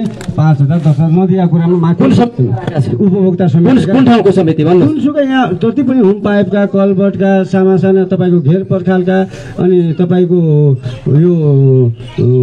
यो नालाका, जहाँसुकै जति उपभोक्ता समिति बनेका छन् त्यो सबै ठाउँबाट कमिसन गयो भन्ने कुरा छ। त्यसपछि अब त्यो माथि एकजना भाइले म कमिसन दिन्न भन्ने खेम भण्डारीले पनि त्यही भन्यो भन्ने छ। नरबहादुर विकले पनि होइन सुन्नुहोस्। अनि मेरो त्यहाँनिर सानो 4 लाखको कि कति लाख रुपियाँ योजना थियो। उहाँहरूले अब अध्यक्षले 10,000 रुपियाँ मैले वडा तपाईँ बोल्नुभएको कुनै उपभोक्ता समितिमा विगतमा बस्नुभयो कि पनि तपाईँ कुनै योजनामा वडाको? म वडाको कुनै योजनामा बसेको छैन अहिलेसम्म। बिचमा तपाईँ एउटै हुनुहुन्थ्यो नि त, बसेको छैन, कहीँ पनि बस्नु भएको छैन होइन? पूर्णबहादुर भट्टजी तपाईँ माइक्रोफोन दिनुहोस् अब। एउटा उपभोक्ता समिति जो गप्का स्कुलको घेरबारमा धेरै विवाद भएपछि अनि माननीयको थियो, त्यो पछि कार्यान्वयन नहुने स्थिति भयो। एउटा प्रदेशको क्यान्सलै भइगयो। माननीयको झप्पटालको 10 लाख रुपियाँ थियो। मैले त्यो नाम लेखेर कोरोनाको बेला अनि विद्यालयले सबै काम विद्यालयले गर्यो, नामसम्म मेरो राखेर मैले त्यहाँ चाहिँ एउटा 10 लाख। त्यो तपाईँलाई पनि प्रश्न उठ्ला स्वाभाविक रूपमा म जवाब दिन्छु। मैले कहाँ छ के छ त्यसको जवाब। पूर्णबहादुर भट्टजी व्यापक आर्थिक अनियमितता गरेको चाहिँ उहाँले आरोप लगाउनु भएको छ, यसलाई कसरी खण्डन गर्नुहुन्छ? आरोप लगाएर मात्र केही हुँदैन। म एकदम मेरो पृष्ठभूमि के हो जनताले राम्रोसँग बुझेका छन्। म हिजो त्यसै दलाली गरी खाँदै अथवा त्यही पृष्ठभूमिबाट आएको भने जनताले मलाई त्यसरी मूल्याङ्कन गरे होला। बाँकी म यो मान्छेलाई आक्षेप लगाएर राजनीतिक कुरामा कमजोर गराउने जो कुरा उठिरहेछ त्यो कुरा म त्यसको केही अर्थ लाग्दैन भन्ने मेरो बुझाइ छ। त्यो यहाँको जग्गाको कुरा छ। कमिसनले दिएको छ तपाईँलाई भन्नुभएको छ उहाँले दिने प्रमाण सचिवले भन्नुभएको छ। कति उपभोक्ता समिति अध्यक्ष 100वटा बन्या होला, कुन अध्यक्षले कुन सचिवले मलाई कति बेला दिएको प्रमाण सहित उसले दिनु पर्यो नि त। मुखले भनेर हुन्छ मैले मायो कहाँ, मैले 1 कप चिया पनि उहाँसँग खाएको छ भने कुनै होटलमा गएर चिया पनि मागेर खाएको छु भनेपछि उपभोक्ताले भन्नु पर्यो मैले के गर्नुपर्छ, कुन किसिमको मैले सजाब प्रमाणित भयो भने तपाईँ तयार हुनुहुन्छ? म तयार छु नि। मैले त सुरुमा पनि भनेको यदि तपाईँहरू यो तल के अरे मलाई यो आरोप लाउँदै जानुहुन्छ नि, कतिपय मान्छे मलाई सक्नकै लागि लागेको थियो मेरो वडामा, तपाईँहरू प्रमाण ल्याउनुहोस्, म त्यति बेला तत्काल वडा अध्यक्षबाट राजीनामा गर्छु भन्ने अध्यक्ष हिम्मत राख्ने अध्यक्ष पूर्ण विष्ट हो। यो कुरा तपाईहरुले ल्याउनु भयो भने प्रमाण कसैले ल्याएर कहाँ ल्याउँछ? जो गरेछ नि उनीहरुका प्रमाण त मसँग कति छन् कहन्छन् त मैले गर्ने भने त्यो धेर प्रकारको कुरा छ नि। आधा पनि काम भएको छैन, त्यहाँ 100 कति मिटर भयो, त्यहाँ चाहिँ 50 मिटर मात्र काम भएको छ, बाँकी पैसा खाएको मलाई थाहा छ नि त्यो कुराहरु त। त्यस्ता कुरा गर्ने स्कुलको जग्गा कब्जा गरिएको छ, सार्वजनिक सम्पत्तिमा विद्यालय व्यवस्थापन अध्यक्ष हुने त्यहाँ 18-20 कट्ठा जग्गा कब्जा गरेर खान पाउँछ। विद्युतको बिल नतिर्ने, आज यो विद्युत कस्तो अवस्थामा थियो, यो बचाइलाको 600 मान्छेहरू बत्ती बिल हुनेवाला थिए। यति वडा अध्यक्षले मात्र हस्ताक्षर नगरेको भए आज 600 मान्छेहरू बत्ती बाल्ने अवस्था थिएन। यही वरपर देखिनु भएको छ बत्ती बिल नतिर्ने, त्यो उठेको पैसा किन विरोध गर्छन् तपाईको फेरि? किन गर्छन् यो कुरा मलाई थाहा छैन। यी मान्छेहरूले त्यो सचिवलाई दिने, के अरे एउटा भट्टीमा जाने, दारू खाने, त्यो बिजुली 13 लाख रुपियाँ थियो, तिर्नुपर्ने 13 लाख रुपियाँ पैसा थियो। मैले सिग्नेचर गरेर म तिर्छु है, यो समितिले तिरेन भने आज 22 लाखको कारोबार भएको छ। संस्था कम्तीमा 600 मान्छेहरू बत्ती बाल्नबाट सफल भएको छ। म यो घमण्डको साथ भन्छु, गर्वको साथ कुरा गरिरहेको छु। यहाँ यस्तो कुरा आक्षेप लगाउने, यो जग्गाको कुरा उठिरहेको छ नि, जग्गाको प्रक्रिया के हो भने कुनै मान्छेले मेरो जग्गा भनेर दाबी गर्न आयो, हामीले सरासर तल जाने हो, उसको जग्गा हो कि होइन भने प्रमाण जुटाउनुको लागि एउटा सार्वजनिक मुचुल्का भन्ने हुन्छ। सार्वजनिक मुचुल्कामा यहाँकै दाजुभाइ बसिएको छ, उहाँकै कोही रिलेसन मान्छे बसिएको छ, उहाँहरूले यो मान्छेको जग्गा भनेर मुचुल्का उठाएर पठाइदियो। तत्कालीन म अवस्थामा म यहाँ थिएन, काबा वडा अध्यक्षलाई त्यो के अरे फाइल आएपछि उहाँले कति बुझ्नुभयो कति बुझ्नुभयो भने त्यो सिफारिस गर्नुभयो। म तत्काल त्यो अहिले पनि मसँग रेकर्ड छ, म देखाइदिउँला। नाभि शाखालाई त्यो फाइल कुनै आधारमा पनि उसले अदालतमा गएर मेरो जग्गा भने साबित गरेपछि त्यसको नाममा जाने हो, होइन भने त्यो फाइल अगाडि नबढाउनु भनेर मैले नाभि शाखाको प्रमुखलाई भन्दाखेरि त्यो फाइल त अड्किएको छ। अनि यस्ता गैर जिम्मेवारको कुरा गर्नु पाउँछ एउटा राजनीतिक दलको उम्मेदवारले, त्यो पनि नेकपा एमाले भनेर के अरे आफूले अगाडि सार्ने पार्टीले यस्ता कुराहरू गर्नु पाउँछ। तपाईँ पनि त एमाले हो नि त पहिला? एमाले हो, मैले त्यत्रो पुष्टि गरेँ नि, हामी एमाले विद्रोह गरेको पुष्टि त मैले गरिसकेँ नि, एमाले त हो त। भद्र भण्डारी तपाईँले चाहिँ किन आरोप लगाउनु भयो? त्यो फाइल यहाँबाट मान्छे गएर मुद्दा दिएर रोकिया छ, उहाँहरूले सिफारिस कसरी गर्नुभयो हामीले त त्यही बुझेको कुरा भन्ने न हो। मालपोतमा फाइल अड्क्यो नि त, यहाँबाट मान्छे गलत रहेछ भन्ने कुरा त भयो, वडाले सिफारिस गरेर रुपियाँ निकाल्ने कुरामा फाइल होइन, यहाँबाट मुद्दा गरेर तपाईँले रोके होइन, तपाईँले सुन्नुहोस्, तपाईँले रोक्नु भएन, यहाँ फाइल रोक्ने मान्छे अरू नै छन्। बोमबहादुर विष्ट, भीम भण्डारी लगायतका मान्छेहरूले, बोमबहादुर विष्ट, भीम भण्डारी लगायतका मान्छेहरू रोके भनेको आधा जग्गा खाने आधा उसलाई दिने थियो। तपाईँको योजना त भीम भण्डारीको यो कुरा यहाँ सबै बोल्दा हुन्छ, यो कुरा कसले रोक्यो भन्ने कुरा यति कुरा सुन्ने तपाईँको पाला हुन्छ पछि बोल्नु, कसैलाई कमजोर पार्ने हिसाबले कुरा नगर्ने, व्यक्तिगत आक्षेपमा आरोप कृपया नलगाइदिनु होला। योजना बनेका थिए यो जग्गा खानको लागि, ती योजना त मैले थाहा पाएर मैले त्यो त जनताले चाहिँ पनि बुझ्या होला नि, यो कुराहरू जनताले पनि प्रश्न पार्ने कुरा हो। राम्रोसँग बुझाएको छ, पूर्ण विश्वलाई जनताले बुझेको छ। यहाँ आक्षेप लगाएर कमजोर पार्ने जो कुरा हुँदैछ नि, यो कुराको म जानेर मैले भने होइन, प्रश्न उठिसकेपछि जवाब दिनु त तपाईँको दायित्व नै हो होइन, दिनु चाहिँ पर्छ है। भने आफू कमिसनको खेलमा पर्ने, अनि वडा अध्यक्षले फाइल सिग्नेचर मैले रोकेँ नि त। सार्वजनिक मुचुल्का आइसकेपछि के हो मैले बुझेर, म थिएन यद्यपि काबा वडा अध्यक्षले गर्नुभएको छ, उहाँले प्रक्रिया तलबाट यो जग्गा उसैको भनेपछि प्रक्रिया बढाउनु पर्ने अधिकार नै हुन्छ त, त्यो त नियमसँग कुरा छ। अनि त्यो हामीले मेरो रेकर्ड छ, म सुनाइदिउँला कुनै बेला, अहिले यहीँ पनि होला, म देखाइ पनि दिउँला तपाईँहरूलाई। मैले रोकेँ व्यक्तिगत आक्षेप र आरोप कतिको जायज हुन्छ भद्र भण्डारीजी? नै तपाईँ नियमसँग प्रक्रियाको त्यसै मान्छेको किन रोक्यो आउनु पर्छ। वास्तविक जग्गा धनी हो भने उसले खेती पाउने पाउने जग्गाको अदालतमा मुद्दा विचाराधीन अवस्थामा त छानबिन होला नि त। उहाँले सिफारिस पनि गर्ने, उसको जग्गा यदि हो भने उसलाई पनि अन्याय भयो नि त, फाइल रोक्यो हो भनेपछि पाउनु पर्थ्यो, होइन भने तपाईँहरूले किन त्यो प्रक्रियामा गएर पछि विवाद भएपछि ठिक छ। यो विषयमा हामी अलग्गै बहस गर्ने छ। यसलाई हामी अब यो खास जनताका एजेन्डा प्रस्तुत गर्ने कार्यक्रम, जनता आफ्ना भिजन र मिसन प्रस्तुत गर्ने कार्यक्रम भएको कारणले गर्दा हामी यसको बारेमा अलग्गै कुनै बेला फेरि समीक्षा पनि गर्ला। तपाईँहरूमध्ये एकजना निर्वाचित भएर जाने हो, तपाईँहरूले आफ्नो वडा बनाउने हो, तपाईँहरूको मिसन भिजन पेश गर्ने हो। तपाईँहरूमध्ये नै एकजना जाने हो अब निर्वाचित भएर 30 गतेपछि। त्यसैले चाहिँ विकास आफ्नो वडाको समृद्धिका लागि तपाईँहरू आफै जिम्मेवार बन्नका लागि यहाँहरूलाई विनम्रतापूर्वक अनुरोध गर्दै अब म स्वतन्त्र उम्मेदवारबाट सुरु गर्छु। अब तपाईँ नमुना वडा 8 नम्बरलाई बनाउनका लागि तपाईँका चुनावी एजेन्डा के छन् र तपाईँ कसरी अगाडि बढ्दै हुनुहुन्छ र तपाईँ समग्र यो वडालाई कसरी नमुना वडा बनाउनुहुन्छ?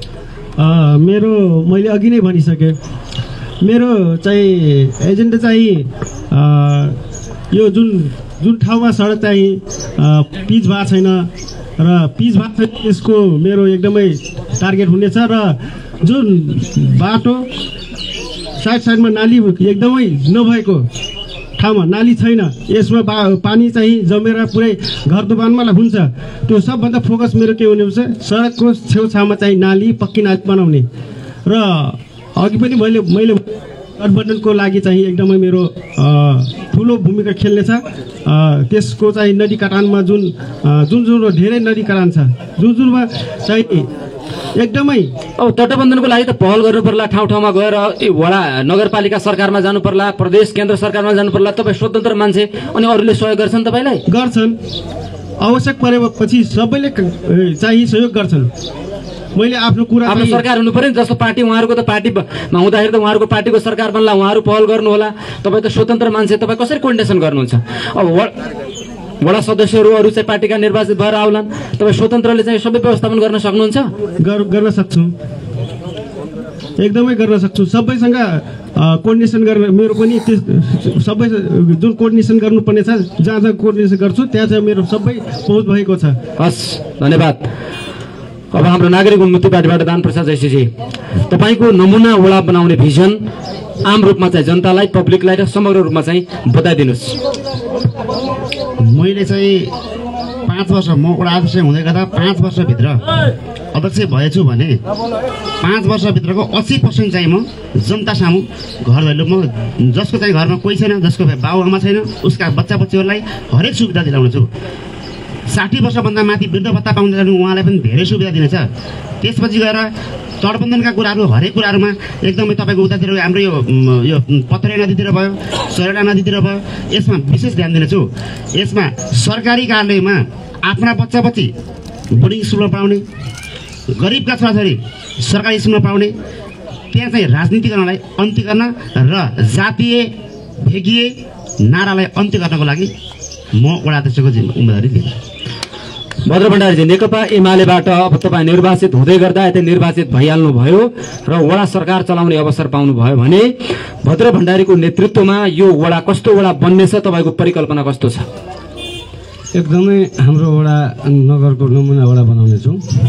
अब तपाईँले अब अघि नै पनि भन्नुभयो, हाम्रो वडा अध्यक्षज्यूले, निवर्तमान वडा अध्यक्षज्यूले भन्नुभयो 80% सबै काम भइसकेको छ, अब 20% गर्नुपर्ने छ भन्नुभएको छ। अब मेरो नजरमा 20 देखि 25% काम भएको छ, अझ 75% वडाको विकास हुनु बाँकी छ। त्यो तपाईँको विचारमा? मेरो विचारमा म प्रचार गर्दै जाँदा उहाँले सबैको घरसम्म बाटो पुगेको छ भन्नुभएको छ। धेरै ठाउँ अझ पनि छरिएर 2-4 घर बसेका छन्, त्यो बाटो पुगेको छैन। तपाईँ पुर्याउनुहुन्छ? त्यो त सामान्य कुरा भयो। अर्को कुरा, तपाईँ हामी बाटो मात्रै पुगाइदिउँ, बिजुली बत्ती लगाइदिउँ, तपाईँको बाटो पिच चालु पर्ने भयो। तर कतिपय 2-3 घरमा हिजो गएँ, हजुर भोट माग्न सबै आए, हामीले भोट पनि बेला बखतमा दियौँ, अहिलेसम्म पनि मेरा छोराछोरी अहिलेसम्म भोट जलिएको छैन भने मलाई दया लाग्यो। मैले तपाईँ भोट छोटको कुरा नगर्नुहोस् होइन, तपाईँ चामल किनेर पऱ्यो भनेर अब आफ्नो टिमसँग कलेक्सन गरेर 200-400 रुपियाँको ल जो गर्नुहोस्। हामी यदि हामी जननिर्वाचित भएछौँ भने पहिलो कुरा गरिबीको रेखामुनि रहेका जो छाकबासकै समस्या छ, उहाँहरू कति हो त हाम्रो वडामा वास्तविक तपाईँको गरिबीको रेखामुनि उहाँहरूको एक टहराको घर र बेलुका बिहान व्यवस्थाको जोड गर्नेछौँ। पहिलो कुरा व्यवस्था गर्नेछौँ। अर्को कुरा, म हिजो अस्ति पनि घुम्दै जाँदा कतिपय कुराहरूमा अझ पनि 2-4 घरमा मैले हेर्दै जाँदा तपाईँको छाउपडी कोठाहरू यथावत छ। हामीले घोषणा गरिसकेका छौँ छाउपडी प्रथाको। हामीले तपाईँको छैन अहिलेसम्म, अहिले पनि मैले देखेको कुरा, म त घर दैलोमा छु नि। त्यो हटाउनुहुन्छ तपाईँ? म एकदम त्यसको लागि त्यो अन्त्य गर्नेछु भन्ने छ। 5 वर्षको पिरियडभरि मैले हिजो पनि भने, तपाईँ मलाई मेरो पार्टी विरोधी, मेरो एजेन्डा विरोधी हो, तपाईँसँग म भोट माग्न आएर तपाईँ पहिला भोट हटाउनुहोस्, त्यसपछि हामी तपाईँसँग कुरा गर्छु भनेर आएको छु। म कतिपय मैले यो न कि मलाई अहिले पनि यहाँ बसेका मान्छेलाई धेरैलाई मलाई भोट मात्रै दिनुहोस्, म जे पनि गर्छु भने हाम्रो एजेन्डा र विचारसँग सहमत हुनुहुन्छ भने तपाईँ भोट दिनुहोस्, नभए गलत मान्छेलाई भोट दिनु भएछ भने फेरि तपाईँ फेरि पस्ताउनुभन्दा अरू के विकल्प? त्यो त जनताले, धेरै जनता शिक्षित पनि छन्, बुझिया पनि छन्, मैले त्यसै जनताले त्यो अनुभूत गर्नुहुन्छ। त्यस्तो छ।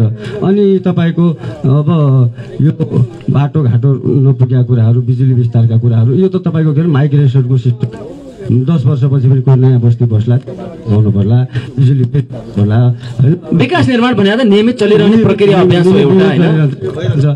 तर सामाजिक विकासको कुरामा जो छ नि, मैले भने नि अहिले पनि कतिपय ठाउँमा हाम्रो सामान्य रूपमा अहिले पनि हामी पार्टीको माथिल्लो लेभलको उम्मेदवार बाहेक सबैसँग तपाईँको छाउपडीको मैले कुरा गरिहालेँ, जातीय छुवाछुतको कुराहरू पनि छन् होइन, लैङ्गिक असमानताका कुराहरू छन्। तपाईँ कुराहरूको चेतनाको रूपमा सबै कुराहरूको विकास हुनुपर्छ। अघि पनि वडा अध्यक्षले भन्नुभयो भौतिक विकासको रूपमा त भयो, तर सामाजिक विकास भएन। अहिले पनि थारू पाहाडीका कुराहरू उठिरहन्छन् कहिलेकाहीँ। तपाईँको यो नागरिकको चेतनाको स्तर पनि त बढाउनु सबभन्दा ठुलो दायित्व हो। मैले पहिलो अघि पनि सबैभन्दा पहिलो मैले भने भ्रष्टाचार मुक्त समाज, सुशासनको व्यवस्था, अनि त्यसपछि सामाजिक चेतनाको विकास, सबैभन्दा शिक्षाको मैले पहिलो त्यो कुरा तपाईँले भनिसक्नु भएको छ अघि। त्यसैमा मेरो पार्टी। हस्, धन्यवाद। कुसमागरजी, अब तपाईँ त त्यो पार्क बनाउने मात्रै भन्नुहुन्छ, अरू योजना केही छैन? हजुर, पार्क पनि मैले वडा यो सबै हाम्रो वडा 8 नम्बर वडाका दाजुभाइ दिदीबहिनी सबैले मलाई मतदाता गरेर म विजय भए खण्डमा म एउटा स्कुलमा कम्प्युटर क्लास पनि राख्ने मेरो एकजना सोचिराखेको छु। एउटा पार्क बनाउने पनि सोचिराखेको छु। अनि हाम्रो चाहिँ अब वडा नपुगेको ठाउँमा कसै नदीले कुनै बाटोघाटो बिगाड्यो त्यो पनि यसलाई पनि हेर्नेछौँ। अनि यो सुकुमवासी समस्या पनि कुनै पढेपछि समाधान पनि त्यसैमा राख्ने विचार पनि होला। यति गर्नुहुन्छ? हजुर, हस्, धन्यवाद। पूर्णबहादुर विष्टजी, अब अन्त्यमा तपाईँले अघिल्लो कार्यकाल पनि चलाइसक्नु भएको छ, धेरै अधुरा कामहरूदेखि लिएर अन्य योजना पनि बनाउनु भएको छ। अब साँच्चै नमुना वार्ड नम्बर 8लाई विकसित गर्नको लागि अब नयाँ भिजन, नयाँ मिसनका साथ जानका लागि यदि तपाईँ निर्वाचित हुनुभयो वैशाख 30 गते पछि, त्यो परिणामले यदि जनताले तपाईँलाई निर्वाचित गरे भने थप वडालाई समृद्ध बनाउने आम योजना बताउनुहोस्। लम्कीचुवा नगरपालिका वडा नम्बर 8 अहिले पनि नमुना वडाकै हिसाबमा अगाडि बढेको छ। यो मैले भनिराख्नु परेन। यसको चर्चा आम नगरभरिमा पनि भइरहेको छ, योभन्दा बाहिरको पालिकाहरूमा पनि भइरहेको छ। वडा नम्बर 8ले विकास गर्ने भन्ने कुरा छ। यो विकास गर्नको निमित्त मेरो एकल प्रयासले मात्रै भएको छैन। यो प्रयास त जनतासँग पनि जोडिएको छ, माथिल्लो निकायहरूसँग जोडिएको भएले यो काम भएको छ। मैले अघि भन्न खोजेँ 80% कामको अर्थ गलत लगायो जस्तो लाग्छ। मैले तत्कालीन अवस्थामा 74 को निर्वाचनमा बोलेका कुराको 80% भनेको छ है मैले, तर अहिले गर्ने कुरामा केही कुराहरू बाँकी छ। केही कुरा भन्नाले केले रोक्दो रहेछ काम गर्न प्राविधिक कुराहरू पनि रहेछ, सुशासनका कुराहरू पनि रहेछ। सुशासन भन्नाले कस्तो भने हामीले एउटा कुरा चाहेको छौँ, तर हामीले चाहँदै पनि अर्को गर्नुपर्ने निकायले त्यो काम नगरिदिएकोले पनि समस्यामा छौँ।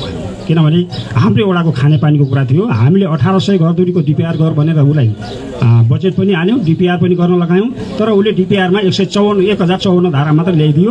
फेरि पुनः डिपिआर गर्नु पर्यो। अहिले खानेपानी हामी खुवाउन सकेका छैनौँ। तर हाम्रो कार्यकाल त कस्तो निर्वाचित गर्नु त्यो व्यवस्था हुन्छ, त्यो हुन्छ वडामा खानेपानी। मैले भन्न खोजेको कुरा हाम्रो कार्यकाल यस्तो चुनौतीपूर्ण कार्यकाल भयो, हामी राम्रोसँग कामै गर्न पायौँ। नयाँ व्यवस्था, नयाँ अभ्यास गर्दै जाँदाखेरि सँगसँगै विकास निर्माणका कुराहरू पनि गर्दै जानुपर्ने। अर्को 2 वर्ष एकदम टोटल कोभिडको कारणले हामी प्रभावित भयौँ।